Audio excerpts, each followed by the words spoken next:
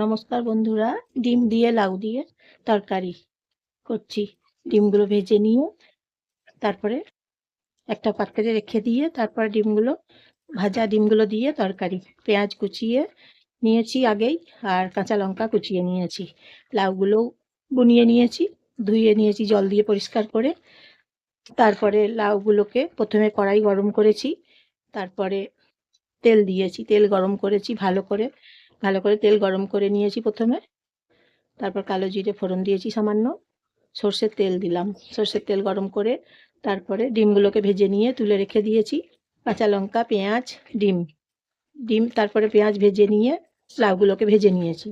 লাউগুলো ভেজে নিয়ে তারপরে মশলা দিলাম সামান্য, কম মশলা, জিরে গুঁড়ো আর সামান্য গোটা জিরেও ফোড়ন দিয়েছি। এইভাবে রান্না করে নিচ্ছি আজকে ডিম লাউ।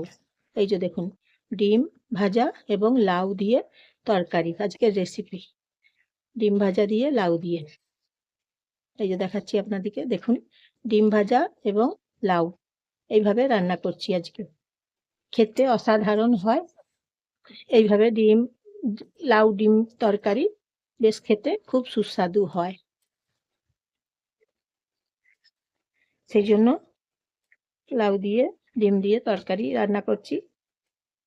জল দিয়েছি, কষে কষে প্রথমে ভেজে নিয়েছি, তারপরে কষে নিয়েছি মশলা দিয়ে, তারপরে সামান্য জল দিয়েছি। এমনিতে তো লাউয়ের সঙ্গে জল বেরোয়, তাই কম জল দিয়েছি পরিমাণ মতো। তারপর নুন দিয়েছি পরিমাণ মতো, হলুদ দিয়েছি।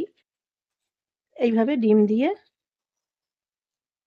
ডিমটাকে ভেজে নিয়ে রান্না করেছি।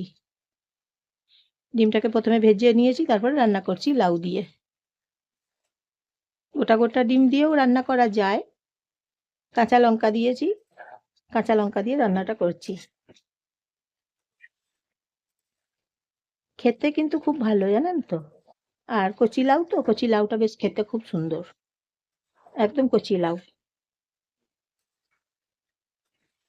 মিশে গেছে দেখুন, লাউ দিয়ে আর ডিম ভাজা দিয়ে একদম দেখুন মিশে গেছে। নমস্কার নেবেন জয়ার রান্নাঘর থেকে, আমি জয়া। আপনারা সবাই বন্ধুরা নমস্কার নেবেন, একটা লাইক করবেন, কমেন্ট করে জানাবেন কেমন হয়েছে ডিম লাউ তরকারি। শেয়ার করে দেবেন, আপনাদের সবাইকে শেয়ার করে দেবেন, একটা ফলো করে দেবেন। এইভাবে ডিম দিয়ে রান্না করছি, একটা লাইক করে দেবেন, একটা সাবস্ক্রাইব করে দেবেন। এইভাবে রান্না করছি। তারপর কেমন হয়েছে বলবেন, লাউ দিয়ে ডিম দিয়ে আজকের তরকারি কেমন হয়েছে বলবেন। এই যে দেখুন, লাউ দিয়ে ডিম দিয়ে তরকারি রান্না করে নিলাম, হয়ে গেছে। এই যে দেখুন হয়ে গেছে। এবারে গ্যাসটা অফ করে দেবো। এখন গ্যাসটা অফ করে দিলাম, হয়ে গেছে তরকারি। খুব সুন্দর হয়েছে, স্বাদ হয়েছে বেশ ভালো। আপনারাও এইভাবে ডিম দিয়ে লাউ দিয়ে তরকারি করে খেয়ে দেখুন, খুব সুন্দর, ভারী সুন্দর খেতে।